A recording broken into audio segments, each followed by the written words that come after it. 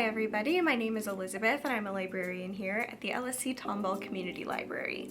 Welcome back to Screenshots, which is the series where I recommend to you great movies that you can watch for free with your library card. May is Asian American and Pacific Islander Heritage Month, and not in recent memory has it been more important to reaffirm the incredible contributions that Asian American, and Pacific Islander artists have made to all aspects of the art world. Asian and Asian American writers, actors, musicians, and fine artists have made some of the most incredible and timeless pieces of art that we've ever seen. And many of my most favorite movies have been made by Asian and Asian American filmmakers. So to celebrate this Asian American and Pacific Islander Heritage Month, I wanted to highlight 4 of my favorite movies that were made by Asian American, and Pacific Islander filmmakers, all of which you can watch for free with your library card. So let's get started. 2019 was a great year for movies. Uncut Gems, Parasite, Marriage Story, Knives Out, Midsummer, The Lighthouse. I could really keep going, but I wanted to instead highlight one film from 2019 that might have slipped past your notice among all of these other incredible films. And that would be the 2019 film from Chinese filmmaker Lulu Wang, The Farewell. The film follows Billy, a young Chinese American writer living in New York City. After Billy is denied a Guggenheim Fellowship, she also finds out that her grandmother, who still lives in China, has been diagnosed with terminal lung cancer. In accordance with Chinese tradition, no one has told Billy's grandmother, whom they call Nai Nai, that she's sick. And thus, Billy's family hatches a plan to bring together all of the members of Nai Nai's family from the various areas and countries that they've moved to come together in Nai Nai's home to bid her farewell without letting her know that this is what they're doing.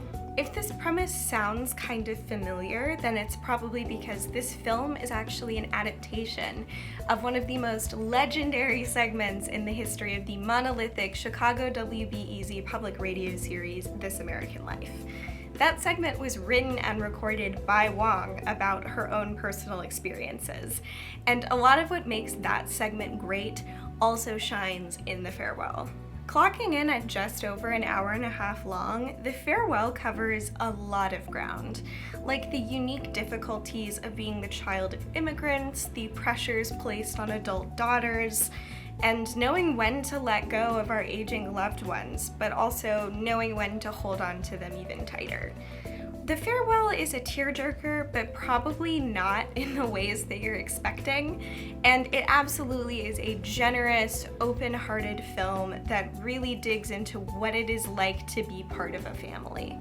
You can watch The Farewell on Kanopy. 2019 is a year that I just can't shake off when it comes to movies, and one of the greatest joys of 2019 in the movie world was South Korean auteur Bong Joon-ho finally getting his due from the English-speaking world.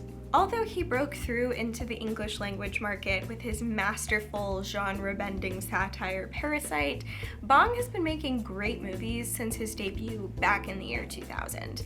There are so many great entries from his filmography, including Parasite, obviously, but also the twisted sci-fi fable Snowpiercer and the true crime thriller Memories of Murder.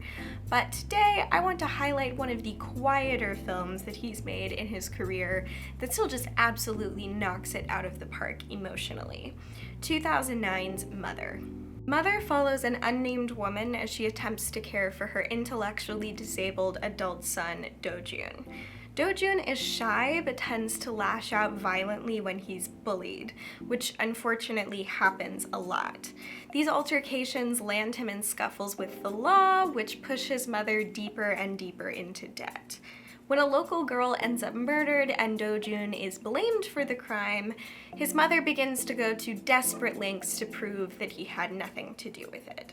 Like Parasite, Mother has a queasy mix of comedy and genuine pathos, diving headfirst into the uncomfortable tensions that exist in relationships between mothers and their children. So like Parasite, Mother is not interested in giving kind of easy answers about the decisions that the characters in this film make.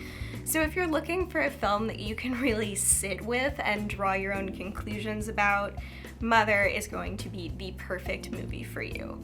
Like so many people, Parasite absolutely blew me away back in 2019, so if you're sitting around twiddling your thumbs and waiting for Bong to release another masterpiece, I recommend Mother to help you kill some of that time. You can stream it for free on Kanopy. I've spoken before on this series of my love of a good movie soundtrack. Most of my favorite movies are my favorites because I feel they knock it out of the park on all fronts. So writing, direction, cinematography, performance, and of course, soundtracks. And if you're a person who is into Japanese film, there are few soundtracks as iconic as that of Shunji Iwai's 2001 film All About Lily Chou-Chou. There are few times in our lives where music feels as important to us as it does when we're teenagers, and this film dissects the experience of being a Japanese teenager through the relationship that our protagonist Yuichi has with the music of the enigmatic pop singer Lily Chou-Chou. There are plenty of fictional bands and musicians in film, from the hard rock outfit Stillwater from Almost Famous, or the Prince-inspired pop star Powerline from a Goofy movie, but few manage to capture the ethereal, almost mystical quality of celebrity like Lily Chou-Chou. We see very little of her throughout the film, but her music permeates everything that happens. And her music itself is inspired by the dreamy pop stylings of the Cantonese diva Faye Wong. The soundtrack is excellent and is great on its own, but if that were the only thing that I liked about this movie, I probably wouldn't be talking about it. Instead, this film nails it on all fronts. The primary plot follows, in a non-linear fashion, the genesis and dissolution of a friendship between two Japanese middle schoolers, shy Yuichi and aggressive Shusuke. Although not quite as unflinching as some other attempts to navigate the real-life troubles of teenagers, this is not Kids or 13. But the music of Lily Chou-Chou does serve to soften the blow of some of the really genuine trauma that these kids deal with in their everyday lives. This, coupled with the unique narrative device of interspersing scenes from the film with exchanges happening on a Lily Chou-Chou fan message board, also make this film a unique artifact of a time before the internet consumed everyday life and was still a viable alternative to it. If you're a moody teenager, this film is going to be absolutely perfect. But if you're just a moody teenager at heart, like I am, you are still going to love it. You can stream All About Lily Chou-Chou on Kanopy. For better or worse, China, Japan, Korea, and India produce the bulk of the Asian films that make their way to Western markets. But there is a ton of really exciting movie making happening in other parts of Asia as well.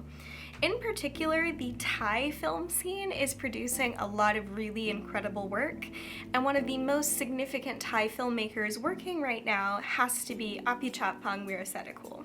He first garnered attention from Western film audiences with his 2010 film Uncle Boonmi Who Can Recall His Past Lives, which blended Thai mythology and the Buddhist concept of reincarnation together into a touching, psychedelic meditation on family. But he hasn't stopped making films since then, and today I want to recommend one of his more recent films, 2015's Cemetery of Splendor. Like Uncle Boonmi, Cemetery of Splendor blends Thai mythology and folklore into its story, following volunteer nurse Genjira as she cares for the sufferers of a mysterious sleeping sickness that is moving through her village. Those suffering from the illness find themselves unable to distinguish between dreams and reality, and soon find themselves overwhelmed by spirits and other supernatural entities. Like Uncle Boonmee, the supernatural is deployed in a really interesting way in this film. This is not a horror film, and instead the supernatural is just a broader part of the natural world, and exists to bring comfort just as much as it does to make people unsettled. If you've committed to watching the other films on this list, you might find yourself going through something of an emotional gauntlet, but Cemetery of Splendor is the perfect thing to soothe your weary soul, just as Genjira is caring for the sick soldiers in her clinic. You can check out Cemetery of Splendor on DVD from the Harris County Public Library. Thank you for watching this episode of Screenshots. Be sure to follow us on Facebook, Instagram, YouTube, and Twitter so that you never miss a future episode of Screenshots or any of our other great online programs. Asia is a massive continent, and it is really varied in terms of culture and cinematic output, so this is barely even scratching the surface. So I really encourage you to do some looking on your own and see just some of the incredible films coming out of this really diverse region. Thank you again for watching, and I will see you next time. Bye!